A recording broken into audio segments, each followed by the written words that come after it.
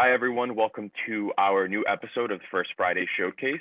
Last episode, we spoke about specific webinar events that were going on throughout that month, as well as having our consultant and finance specialist, Mark Rentschler, on the podcast, discussing important tips on financial projections for business startups or businesses that are still in the early stages.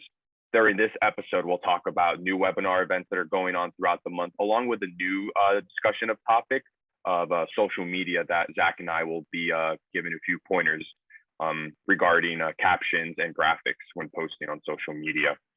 Some events that are coming up this month, the first one we have is how your pricing decisions impact your profits. And that will be Thursday, September 9th from 2 to 3 p.m. And that would be presented by Neil Macadia, who's an accounting professional from Global Cultiva. And this webinar specifically will help you develop pricing strategies and tactics. Another webinar event we have going on later in the month is on Wednesday, September 22nd from 1 p.m. to 2 p.m. And this webinar will help you learn the best practices as well as analyze trends about how customers engage with your business online. Now on to the KUSBDC topic of discussion for this episode, which is, like I mentioned earlier, social media tips. And this discussion will be within Zach and I. So I have Zach on the other line here. All right. So first, we have like three little topics we're going to go over. First one we're going to talk about is just creating graphics for social media.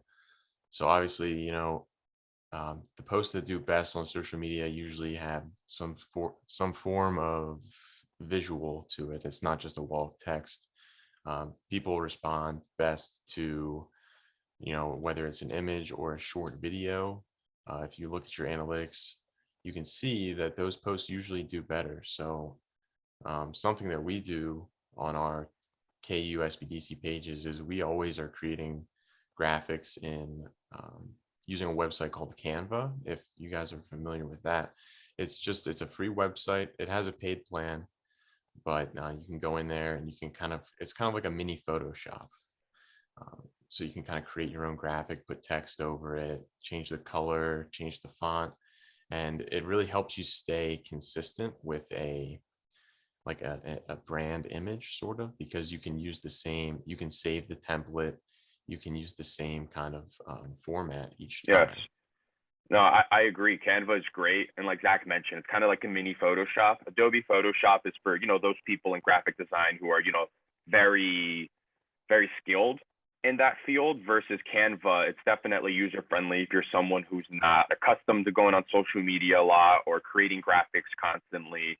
Canva definitely allows you to do that in a more easier fashion, as well as, like Zach mentioned, with branding, specific colors that you use when creating your graphics. You can save those color palettes, so when you're creating new flyers or any type of graphic, you have the same coloring and your branding stays consistent. One thing that I tend to see sometimes on social media with small businesses is when creating graphics, they put too much text in the graphic. They want to, put the whole message on there, put as much information as possible. But what they don't realize is sometimes when, your average viewers on Facebook or Instagram and they're scrolling down, they'll see something that has too much text, too much going on. And, their mind just won't, right. And their mind won't cause them to stop, read it, and see what's going on. There's just too much, and they'll just keep scrolling through. So I would say that's definitely one tip to keep in mind when creating graphics, is not to have too much text. Yeah, I would say look at your graphic as like a headline for your post. Like sort of like Exactly. it's the attention grabber. Exactly. And like I mentioned earlier, make sure your branding is consistent with coloring and logos. Sometimes we see, some small businesses having different logos all the time and different flyers and, graphics that are going on Facebook or Instagram or any other platform. And that can really confuse the consumer or the viewer, whoever, is looking at the post, because they could think it's another company or another business, especially when the logo is similar but completely different colors. So it's definitely good to keep in mind to keep your branding consistent, as well as sometimes I see when there's events or a webinar or something going on, the registration link will be on the graphic. And that's okay if the registration link is very general, like www.something.com, but you'll have like www.companyname.com/register/ like 10 random numbers. And yeah, sometimes those It's Yeah, no good. sometimes those graphics aren't, it doesn't make the link clickable. So then you'll have to rely on, the viewer manually typing each one of those letter or characters on their web browser. And at that point, they're just not going to do that because Yeah, that's just too much work. no one wants to do that. Also, going off of that with the registration links, there are websites. I know one. It's called Bitly. It's bit.ly, and you can actually, Mhm. take your if your link for some reason, sometimes websites will give you these super long links for whatever reason, and you can take that link and put it in Bitly, and not only will it shorten it to, it'll do bit.ly slash a couple letters, and then Yeah, you can track that link that you made and see, the analytics behind it. So it's just that, if you take a link, shorten it, post that on your Facebook, you can see how many people are actually clicking on it and going to the site from there. definitely. No, I agree with that. Bitly is a great resource, like Zach mentioned, for all the reasons.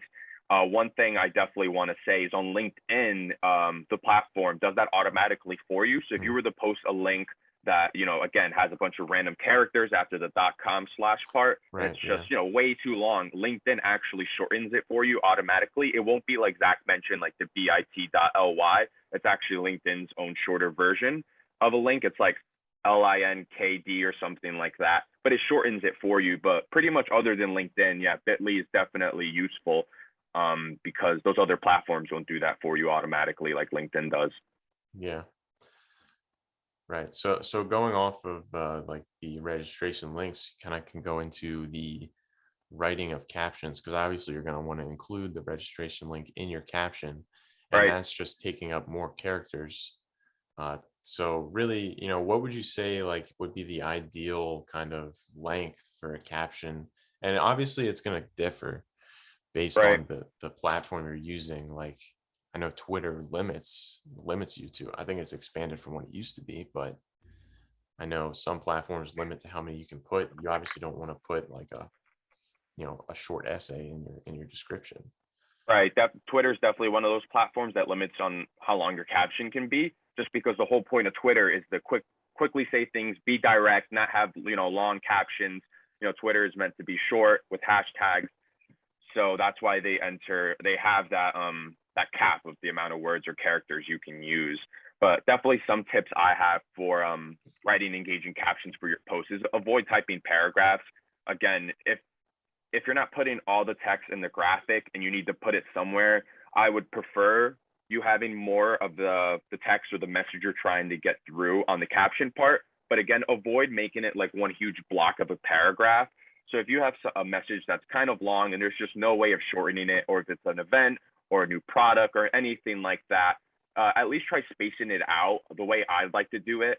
That I think it works most successful in terms of engagement and outreach is, let's say you have an event that's going on. I would make the first sentence or two, we have an event going on. It's about this, and here's when it is and what time and the link. So that's the one sentence. And then regarding date, the time, and the registration link, I would space that and make that its own little paragraph. And then the beginning is just introducing the webinar, the event. You space it, and then you have the date, time, registration link. Because if you're writing everything in a paragraph, it's not direct, and you're going to lose the viewer that's reading it. They might not even read it at all because it's just a paragraph. So I definitely would suggest, just mentioning the important pieces of information. So name of the event, a little, like a quick sentence of what it's about, then space, and then, the date of it, the time, registration link. Because if you put too much or unnecessary information, you're going to lose your viewer. Yeah, and I think it's good to have like a format like that. Like you said, headline, paragraph, date, time, whatever you choose. It's good to, again, stay consistent and Right. have that format. And a good example of what I just explained is on our Kutztown University Small Business Development Center social media platforms itself.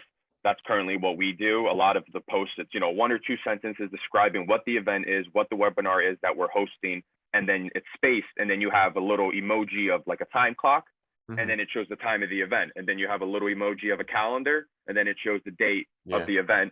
And the then you have an emojis are great. emoji. Definitely. And then Yeah. you see another emoji of like a little cell phone with an arrow with the registration link. Mm-hmm. So it's very direct. You know, you see someone look at the little emoji of the calendar, like, oh, this is where the date is of the event, instead Yeah. of having them read through that paragraph of a caption. Yeah, So we had a intern last semester, Madeline, who was doing our social yes, media, and she started using, actually, she's the one that started using the emojis in her posts and her captions, and I kind of think it helps a lot because if like we were talking about with creating graphics, it's the same sort of thing. People are very visual these days, and they see, hmm, if you were to type out the word calendar with a colon or something, it wouldn't have the same effect as the little picture. It's like it just definitely. adds more kind of character and emotion to your posts. Exactly. And just to wrap that up, essentially what I would say is try to make your caption as informative, as direct as possible. And what I mean by that is, not missing any details, making sure all the details of the event, product, or whatever's being posted is there. So, you're fully informing the viewer. Mhm. And then by being direct, I mean, not using unnecessary words. So like I said, Yeah. spreading the caption out, using emojis, just giving the information that's needed and just be direct. So yeah, with being informative and direct by using the least amount of words as possible is the number one way to go about creating your caption, because by doing that, it maximizes your chances of, getting the highest engagement you can, getting the highest outreach. Hmm. Because if your outreach numbers are low, that means nobody's looking at your post. And a reason for that could be your graphic has too much going on, your caption has too much going on, it's not informative or it's not direct, and you're losing, viewers' attentions. Yeah, and kind of one way that I have learned to do this is I have to submit our webinars to various newsletters and stuff Right. across Kutztown, and a lot of these forms that I have to fill out limit the description of the event to like 100 characters or like 150 characters. It's not much at all. It's enough for maybe a sentence, and I have to take this big block of text that we have on our webinar description and shorten it to like one or two sentences. So maybe doing activities like that, if you guys are struggling with shortening your descriptions, maybe just look at it and say, what can I, Mhm. if I had to make this one sentence, what does not have to be in here? So, No, I definitely agree. And just to add to that, another important tip that I would definitely recommend to, any small business out there that's looking to really ramp up their social media page is, sorry, I lost my train of thought. it's okay. We can come back to it if you remember what you're going to say there, but we can go ahead and Definitely. move on to our last topic here is basically just scheduling content, which is Yes. kind of the core How of to reach social your media. target audience. Yeah, Oh, and that reminds me now. I just got it back because I said there we target go. audience. So again, like one important tip that I definitely suggest as well to our small businesses that are really want to, vamp up their social media pages regarding captions is hashtags. Mm-hmm. Hashtags are extremely important. I see a lot of posts where everything that needs to be said is said, and then at the bottom there's just a bunch of hashtags, which that works as well. But the genuine way of doing things is having those hashtags throughout your caption. That's the best way to do it. So for example, let's say if you have a small business that's located in Kutztown, and you're trying to reach your target audience, with that specific post that you're putting on Facebook, you could do hashtag Kutztown, hashtag Berks County, hashtag Pennsylvania, hashtag Eastern PA, whatever it Yeah. could be, any type of geographical word that could match Kutztown. So like I just said, Berks County, Eastern PA, Lehigh Valley area, something like that. There's good And websites that actually I use displaypurposes.com. That's just yes, one of them. And you can type in, let's say you type in Kutztown, and it'll generate 30 hashtags. You can adjust the amount, but it'll generate a certain amount of hashtags that are popular based on that word that you put in. You can put in multiple words. So definitely. it's a good way. Definitely. That's definitely a great resource, especially for those platforms that don't tell you how much the hashtag is used as you're typing it. Yeah. So for example, like Facebook, as you're typing out the hashtag, it'll tell you a list of them as you're typing it out, just how like Mhm. you type in a Google search and your Google search starts narrowing down as you're typing it. It's kind of like that. You start typing your hashtag and it's narrowing down on the hashtags you're about to use, and it tells you each hashtag how many posts it's in. So obviously you'd like to use the hashtag that has the highest amount of posts because that means it's the most, the most popular one. That's on Facebook. Other platforms don't tell you those numbers. They just tell you the list of the hashtags as you're typing them out. So that's definitely when you would use that resource that Zach just mentioned. Instagram might do that now too. Yeah. Instagram does it well. Facebook. Like I just said, Facebook. I don't think Twitter does. Twitter does, show you that pre-listed captions as you're typing it out, but I don't think it tells you the traffic of each caption, how many posts it's on or how many tweets it's on. Right. Yeah. So yeah, scheduling posts. Let's try and knock that one out. So we use Hootsuite typically for scheduling our posts, and I mean that works pretty well because you can schedule like your week's worth of posts. You can do this with, I think, Facebook Business Suite too now that they came out with that, and you can just schedule your whole week's worth of posts, basically, maybe even two. I'm not sure. Some platforms go farther out than others, but you can just set up all your posts to go ahead. I know some platforms need you to actually go in, like I think Instagram, it won't actually officially post it. It'll just kind of like open the app for you and have it all set up, but you have to actually click the button. But it's a really good way to kind of if you have limited time and only certain days, some things that hold people back, especially small businesses, is they don't think they can set apart the time to post every day at a consistent time. Right.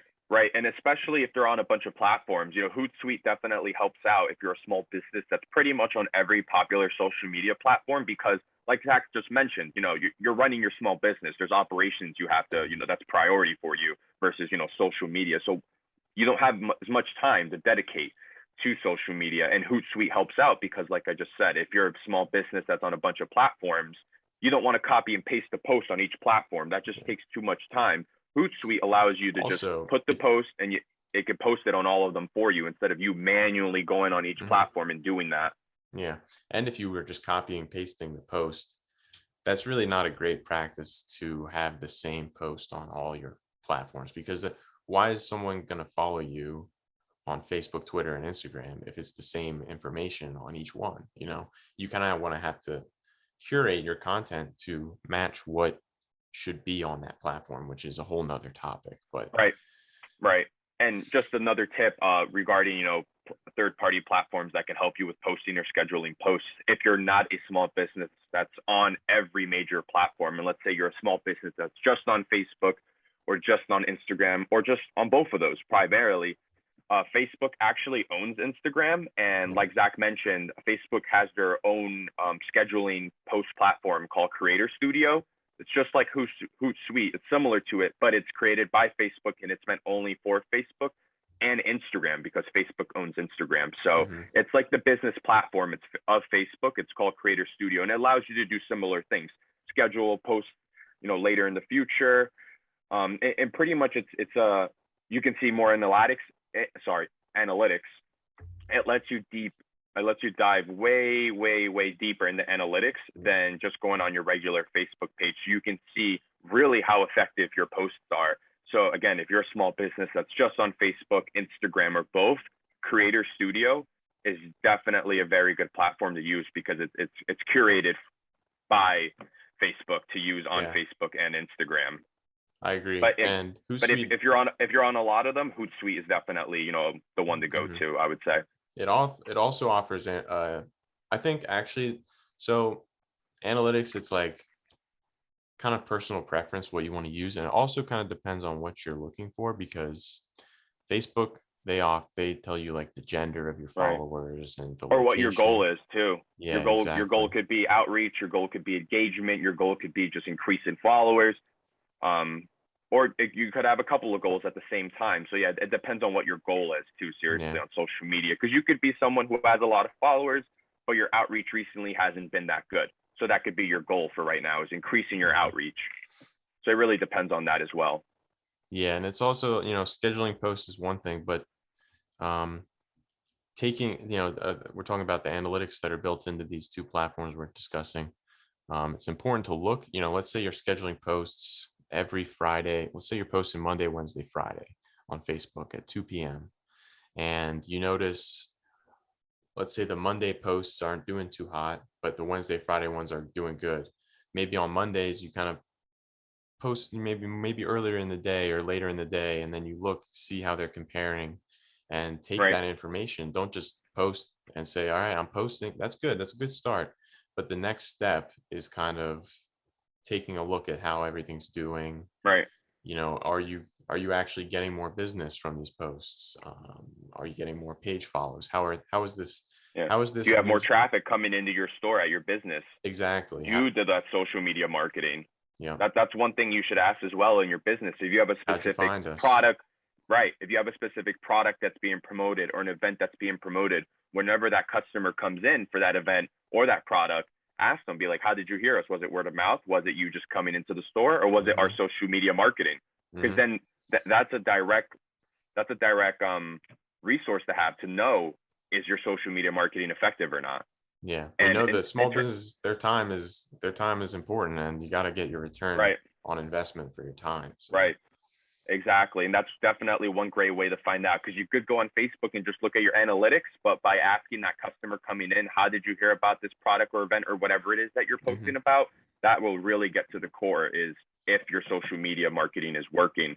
And in terms of scheduling, your average American is out there working from 8 to 4, 9 to 5. So yeah, if you're wondering what time should I post this, or what times can I reach the most people, I would say either in the morning before work, during the middle of the workday, so around lunchtime, 12 or 1, around noon, after the workday, and then definitely, around dinner time, around night, because, people are at dinner, they're on their phones, watching TV, whatever it could be, a TV show's on at mhm, night. So I obviously, those small businesses out there, I would assume a lot of them aren't working at night. They're either 8 to 4, 9 to 5 as well. But that's when you can use Hootsuite, or you can use Creator Studio to schedule your Facebook post at the 8 o'clock, at 9 o'clock, whatever that time is you'd like it to post at night. yeah, Obviously, during the day, you can do that yourself, or you can schedule it for later dates. But if you're a small business that's looking to get posts up at night to reach, a higher audience, a higher amount of people, or a higher audience, definitely use Creator Studio or Hootsuite to schedule those posts. Unless, you'd like to go on Facebook at 8 o'clock at night and post it there's yourself a manually. if you're on Instagram, specifically, I don't know if other platforms do this really, but if you go to Instagram and you go to the, like, you're going to post a story, um, you can go over to the live section, like you're going to go live, and it'll tell you how many of your followers are active on the platform at the time. So Right. Yes. that's a good little Yes. hack to use. And another nice little hack to use on Instagram is, again, Instagram is interconnected with Facebook because Facebook owns Instagram. So let's say you're a small business that's heavily only on Instagram, and you don't have the time to post on Facebook and Twitter, but you do have those pages, but you just don't have the time to. If you initially post on Instagram, in the process of creating your post, it'll give you the options of a location if you want to tag any people, and then they'll also give you the option if you'd like to post it automatically to your Facebook page and Twitter page. Hmm. If you'd like to do that, all you have to do is, once you go do that for the first time, it'll ask you to log into your Facebook or log into your Twitter page so it can connect with your Instagram. But when you're on Instagram making that Instagram post, it'll tell you, would you like to share this on Facebook Yeah. automatically, or would you like to share it on Twitter? That isn't the exact wording, but it's something like that. It's a little button you click, and once you post it on Instagram, it'll automatically get posted on Facebook and Twitter as well, because you connected your accounts and you click that button to automatically share it on there. Hmm. So that's definitely good. And the nice thing about it is, if you were to do that, make an Instagram post, click that button to share it on Facebook and Twitter automatically, it'll go on Twitter and the tweet will say, I just posted something on Instagram, check it out. And Hmm. that will drive people to your Instagram page. Yeah, I wouldn't say use that as a substitute for posting on those other platforms, but it's Oh, definitely. not right. No, not as a substitute, because it doesn't post the actual caption and picture. It just Hmm. essentially notifies your Twitter following that you just posted something on Instagram. But for Facebook, when you are posting on Instagram and you click that button to share it on Facebook, it will share the caption Yeah. and picture. Hmm. Not on Twitter. For Twitter, it'll just essentially notify your audience that you posted something on Instagram, which Yeah. doesn't hurt. But I would still Not suggest at to all. make sure the post gets on Twitter as well, the actual post. Mm-hmm. All right. You have anything else to add? I think that kind of wraps up our discussion on the social media tips. If you have anything else No, to that add, feel no, free. that's pretty much all. I mean, any small business or pre-venture that's looking to pretty much improve their social media marketing, definitely reach out to us, apply for a consultation. We're here to help out. There's, a lot of our consultants definitely have expertise in marketing and strategic marketing planning. So if you need assistance with that, definitely reach out to us. Mm-hmm. But And other than that, that's it for me. yeah, and we do have the webinar at the end of September.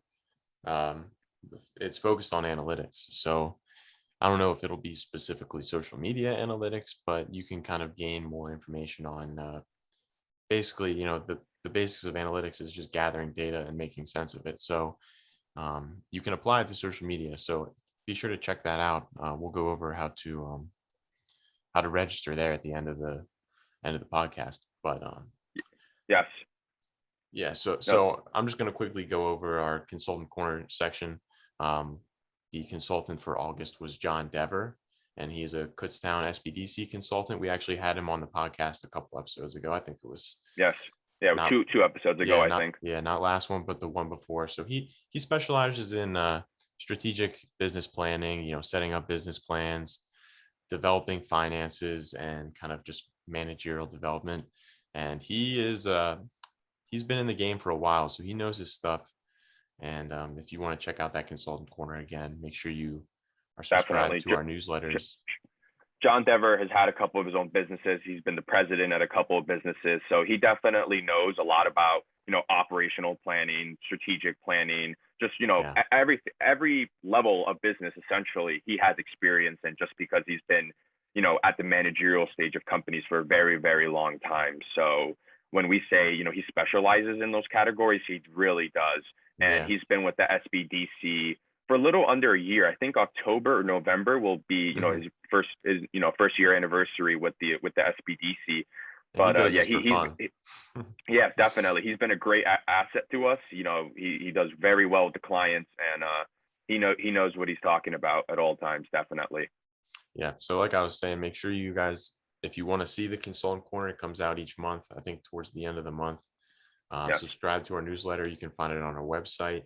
You'll also get our PASBDC newsletter and the KUSBDC newsletter, as Yes. well as In the Know, which is like an employee highlight section. And then the consultant corner goes out to those email recipients as well. So, Matt, if you just want to recap the episode and we can close it out then. Yes. So I just want to thank all of our listeners and viewers for tuning in into our new episode of the First Friday Showcase. As always, our next episode will be on the first Friday of next month. So that will be actually October 1st. That is the first Friday of October. And again, it'll include, new events that are going on throughout that month, as well as a newly featured topic of discussion or another consultant we bring on to have that discussion. And to view all of our training events, again, like I mentioned earlier, for any small business that's looking to really vamp up their social media strategy or any other, type of a field, it could be finance, business planning. We have webinar and training events going on all month long, just not the two I mentioned earlier. And they're covering various categories. So if you're not looking for social media, like I just said, and you're looking for assistance with pricing or, strategic marketing, business planning, whatever that may be, or it can be something related to COVID, check out our website.